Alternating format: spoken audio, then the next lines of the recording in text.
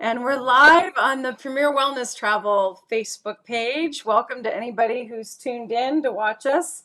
Um, we have a very, very special evening for you planned, just about 30 minutes. We're going to have a very fun quiz that Monica and I always enjoy assembling the questions for. And we're going to get ready to announce our next Flavors and Fun destination. But first, let's talk a minute about Ireland. Because that was really a lot of fun last Sunday, wasn't it? It was. I had a great time. I thought our speaker was awesome. I thought so too. And I have to tell you something I haven't told you yet. I actually enjoyed the soup you taught us how to make so much that I made it again today. I'm going to pull up the picture so you can see. Oh, wonderful. Yeah. Oh, good. I didn't have what's the spice? Mint. I did not have the mint. So I used dill instead, and it came out fantastic. Dill Still, would be good. Yeah, basil would also be good.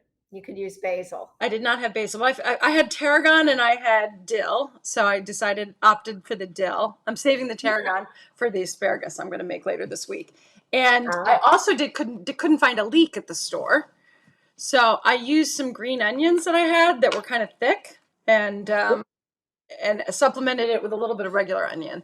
So I just had to sort of improvise a little bit, but it came out okay. Funny. Yeah, it was a lot of fun.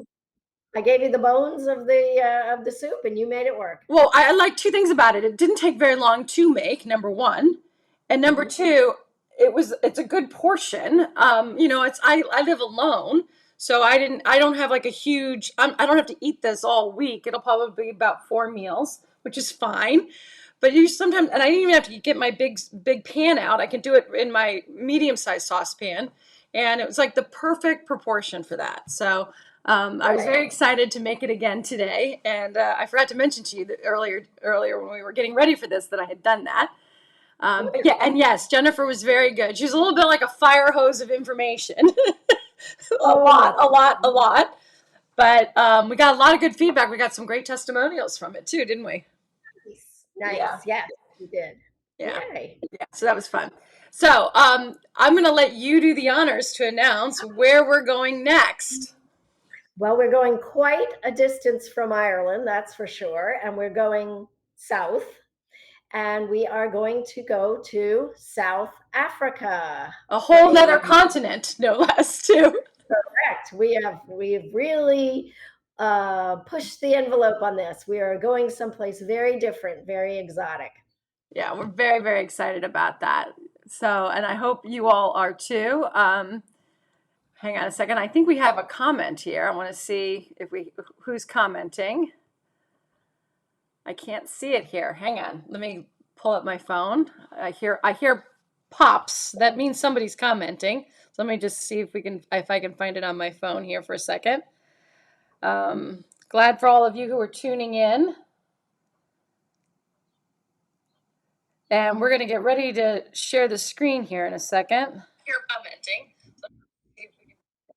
Yay. We have a couple people. Amy's here and Dion's here. So welcome. So I hope you guys are ready for the quiz that we're doing. So I'm going to share my screen here. And this is our first slide. This is so exciting.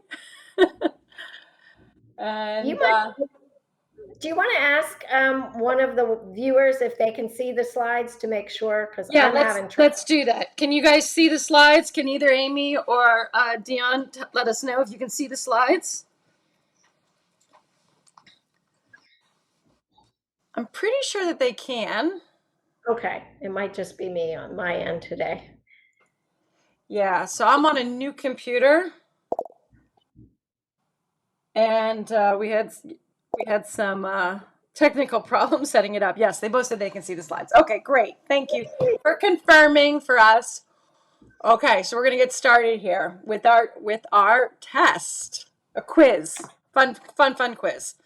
All right, so question number 1. Actually, I'll read the cuisine ones that you came up with, and then you read the other ones. Okay? Sounds good. All right. 3 cultures have greatly influenced the cuisine of South Africa. They are British, German, French, British, Malaysian, Portuguese, British, Dutch, and Indian, or British, Belgian, and Moroccan. We're going to go through these all once. You can put your answers in the comments, and then we'll go back and give you guys the answers, okay? So that's question number 1. Monica, you read question number 2. Question 2. How many official languages does South Africa have?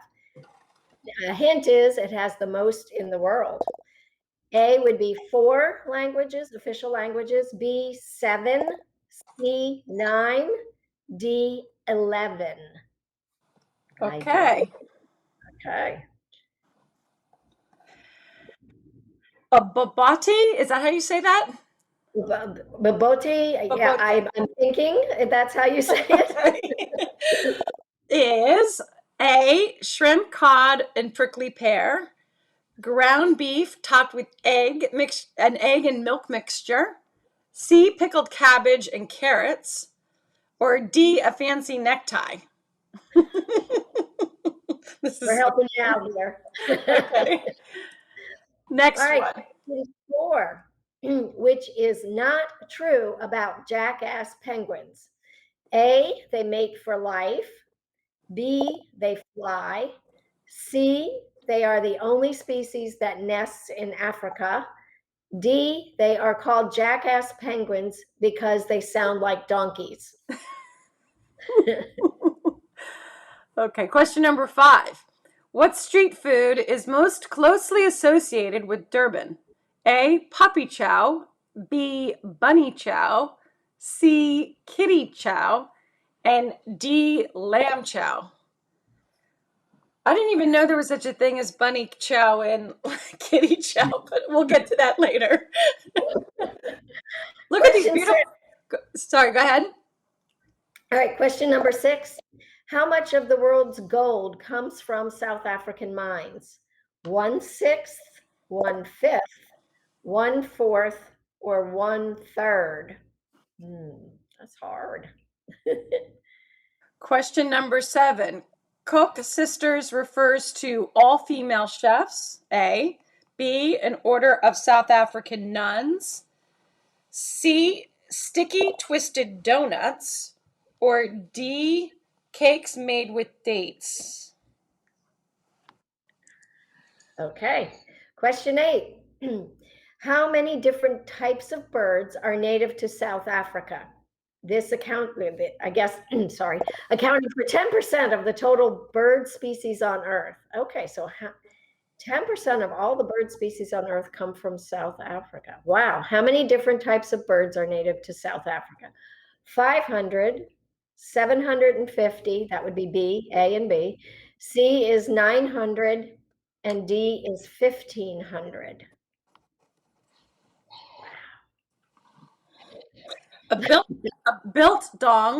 Biltong is A. Jerky, B. A small fife-like musical instrument,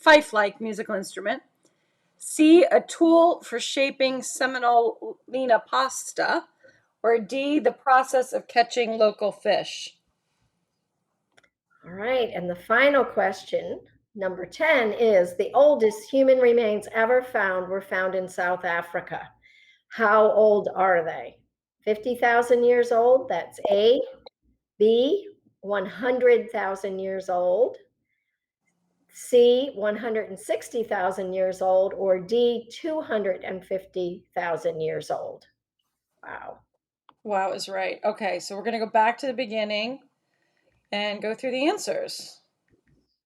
Okay, I'm going to be taking a lot of wild guesses on yours, Cassandra. Okay. Let me see. I think for this one, I was a little confused because I think it was a Portuguese explorer, Vasco da Gama, who first got to South Africa from Europe. But I know the Dutch have a big presence there. So I'm torn between B and C, but I think I'm going to go with C. C is correct. Yeah, I threw Portuguese in there just as a ringer because they were settled, discovered early on by the Portuguese, but it was truly the British, the Dutch, and the Indian that have most heavily influenced the cuisine of South Africa.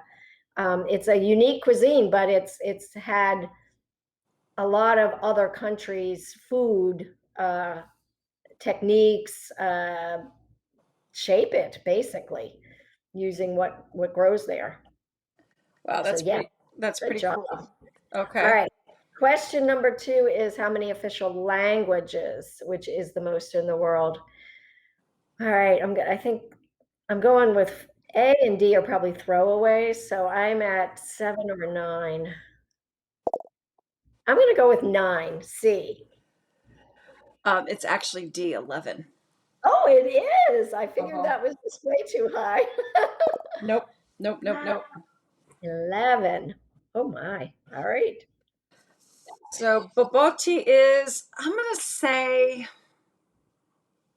maybe guessed C, I think. I'm gonna say C as well. Nope, it's the ground beef topped with an egg and milk mixture. It's Okay. a casserole type dish. Yeah, it's almost like a bit of a custard on top, a savory custard on top of cooked and spiced ground beef. Okay. It doesn't get A plus in visuals, but it's very tasty. Okay. Question 4, which is not true about jackass penguins. Well, they fly. I mean, penguins don't fly. So do you I, think that's the one that's not true? that or they mate for life. I'm going with B. And then you're going to tell me they fly over No, there. they do not fly. And Okay. they are in fact called jackass penguins because they make a sound like a donkey. I thought that was That very funny. yes, but that makes sense because why else would you name a penguin a jackass penguin? They don't look like a jackass, so Right. Right. good. Okay. So what street food is most closely associated with Durbin? Um, I have no idea. I'm gonna guess lamb chow.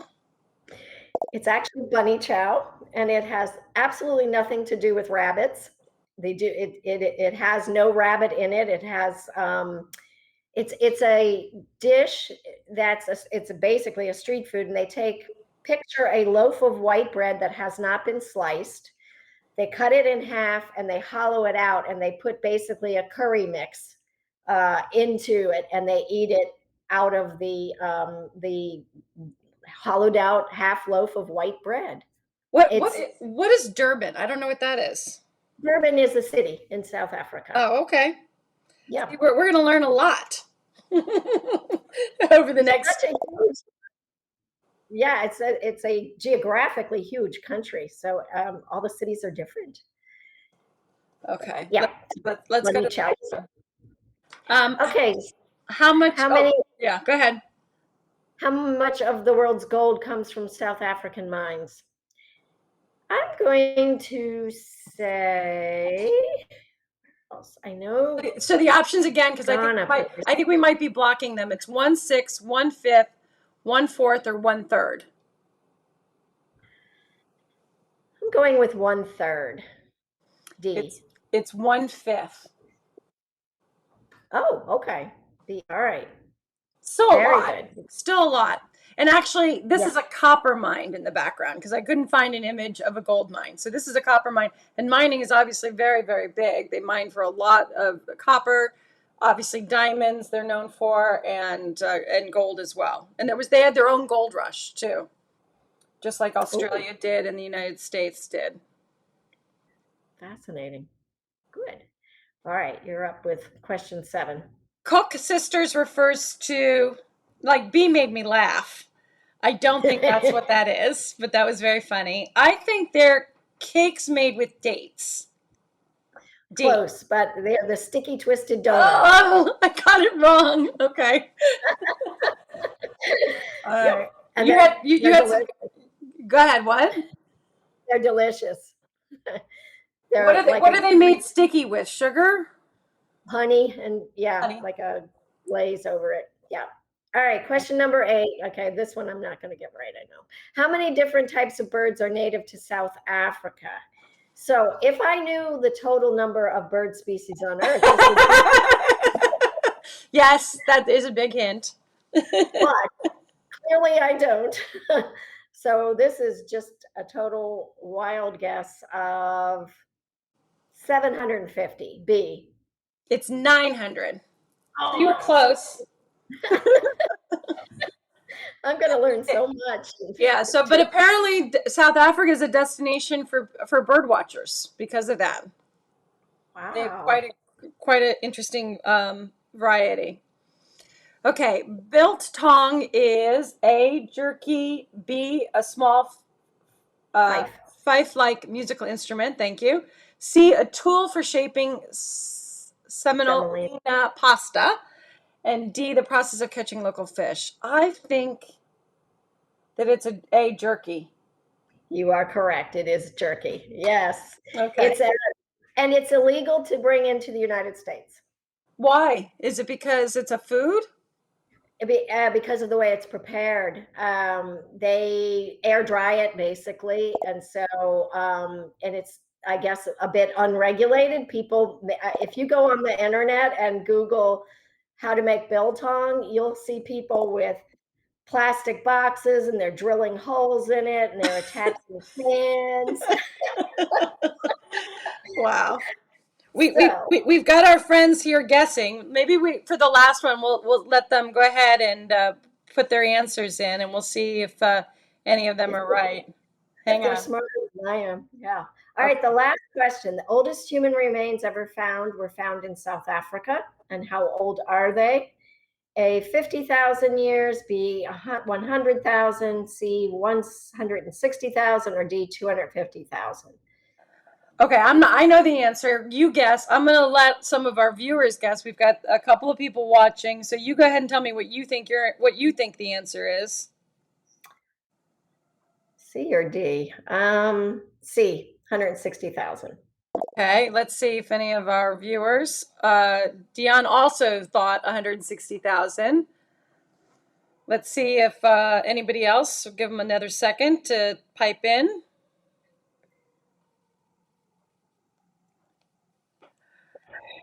Come on, anybody else want to guess? Okay, 3, 2, 1. The answer is, in fact, C, 160,000. Oh, I got one Yeah, right. yeah. Now we have a few extra fun facts to share, including this wonderful picture of Cape Town there, and that's Tablehead Mountain. It's apparently there are more variety of flower species found on Table Mountain than in the entire United Kingdom. And I thought this was really interesting as somebody interested in Wow. energy, that it's one of the 12 main energy centers on the planet that emits special spiritual, magnetic, and electric energies. So I don't know, like if you take a compass up there, maybe it doesn't actually point north. Maybe the magnetic energies make your compass go askew. That would be sort of interesting to test and to see. And then another fun fact is about the wine. There's a big wine industry in South Africa, which some people don't know. Um, there's actually a road. It's called like the wine route. It's on Route 62, and it's the longest in the world. It goes between Cape Town and Port Elizabeth, and there's just wineries dotted all along there, and it actually connects the east and the west.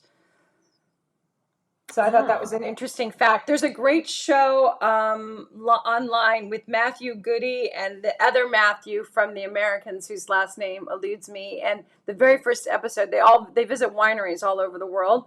And the very first place that they go to is South Africa, and they talk about the history of the wine industry, which is very good. I'll actually track that down and I'll put it in the comments under this live video so that others can go and check that out. I'm not sure which service streams it, but do you know or know any good South African wines, or what do you know about the wine industry in South Africa? I know they have fabulous wines in South Africa. I can't for the life of me pull one up now, but I know whenever I'm in a restaurant that if I see a South African wine, that I'm pretty much guaranteed it's going to be good. I think they have a wonderful reputation, and I will do some research on Yes. specific. Right, because when we do our event, we also offer some wine recommendations to go with our meal. So again, we're going to be doing this on May 16th. We're going to try to make this a regular third Sunday of the month thing. So you want to try to set those aside. We're going to have a very special presentation as well with from Sandy, who's the founder and CEO of Hills of Africa. And let me actually escape out of here, and I'm going to pull up actually our page, kind of explaining the event, which you can go to right now and sign up. Again, May 16th. It's a Sunday at 4 p.m. You want to share a little bit about the dish we're going to cook together, Monica? Right. The dish that we'll cook together is called chakalaka, which is fun to say. It's also fun to eat. It's a vegetable based side dish sometimes. Some people consider it a relish. It will have carrots and tomatoes and beans and peppers and some beautiful spices in it. It's quite delicious, and it's very much a jumping off place where you can make it your own. If you don't care for green peppers, you can add red peppers. If you if there's something in it that maybe isn't your exact cup of tea, you can always swap it out. So it's a very forgiving recipe and very versatile. I make it into a main dish and serve it a little bit like shakshusa, which has with eggs on top that I can bake or poach to make it a main course, a vegetarian main course. And then the bonus recipe is going to be a dessert, which we have not done a dessert yet. So I And, think and you'll you love. and you did a test run of those yesterday, I understand. I did, and I had to give them away, or I would have eaten them all. Shall I reveal that too? Yeah, Or you can go ahead and reveal that. it's called Malva, Malva, Malva pudding cake. And pudding is used in the British Irish term meaning dessert, but it's a little bit like the texture of sticky toffee pudding if you've ever had that, the English dish sticky toffee pudding. So it's a sponge cake, and it's soaked in a heavy cream while it's still hot from the oven. You poke some holes in it and you pour this beautiful cream mixture, cream, butter, sugar over the top. And I scented mine with a little bit of almond extract, and it really just took it to another level. There's ginger in it. It's got some nice spice. I love ginger, and ginger actually is in both dishes typically, right? Yes, it is. You're right. I forgot to mention that on the Yeah, yeah, chocolate. that sounds Yeah. awesome. Yeah. Okay, and then for South Africa, we're still nailing down the particulars, but um, Sandy is so great because she's a native of that part of the world. She was born in Zimbabwe, and so she knows this part of the world intimately, and personally leads and guides trips there, and did for a group of my colleagues in the Gifted Travel Network. And is doing another one, I think, coming up for them sometime maybe later this year. I can't remember if it's later this year or early next year. And South Africa is open to Americans right now, but we're going to do a virtual tour. We're going to maybe talk about False Bay, where there's some whale watching going on. She's going to talk about the culinary scene in Cape Town, which is pretty robust. Also, their cultural and art scene. She's also going to talk about the vineyards as well. It's called the Cape Winelands, and yeah, so it's going to be really, really good and high quality content. And we hope that you join us. Here's some of the testimonials that we got from our last talk. Christina actually was in Italy, but this was from Ireland. She said she learned more than she did in all her art history classes that she took in college, which I thought was pretty cool. And then Tracy, who attended, said that she thought it was such an amazing experience. Let me go back. That she never knew the legends of the Stones, and that she really enjoyed everything that she learned. And she's looking forward to making your soup, too, when she gets a chance. So that's great. So let's stop sharing the screen here. And do you have any other last words about what we're going to be doing? No, I'm very excited. This has been, it stretched me a little bit. I haven't done South African food routinely. I've done it on occasion. I've taken a couple of classes, but I've never been to South Africa. So, as you know, I ran the recipes past Sandy to make sure I was being authentic and presenting a version that would be recognizable and authentic to the country, because I want to make sure that we continually do that. Didn't you though tell me that you did do a South African theme party though for one of your clients at one point? I, I did, and they had spent I don't know 3 weeks in South Africa. They'd done Cape Town, and then they went to Durban, and they're the ones who came back and said, "You need to make bunny chow for us. We're having a party, and we want bunny chow." And I was like, "Tell me more." And they have a source for rabbit, and they're like, "No, no, no, there's no rabbit in it." I'm like, "Okay." Why is it? Wait, So wait, wait. Why is it called bunny chow if there's no rabbit in it? I have no idea Okay, so because what is in it? well, I made a vegetarian version for them because one of their guests coming to the party was vegetarian, and so they wanted them to be able to eat everything in that I made that night. So mine was the vegetarian version. There are meat versions. Again, it's a curry basically. And I made my own curry blend to make sure I was staying true to the recipe that I had found. I think I did samosas as well, the Indian influence, Right. because in that part of the world. I'd have to go back and look for it, but it was great fun.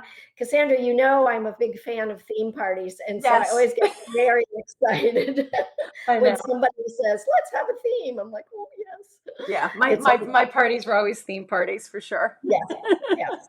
That's why we hit it off so Yeah, well. yeah.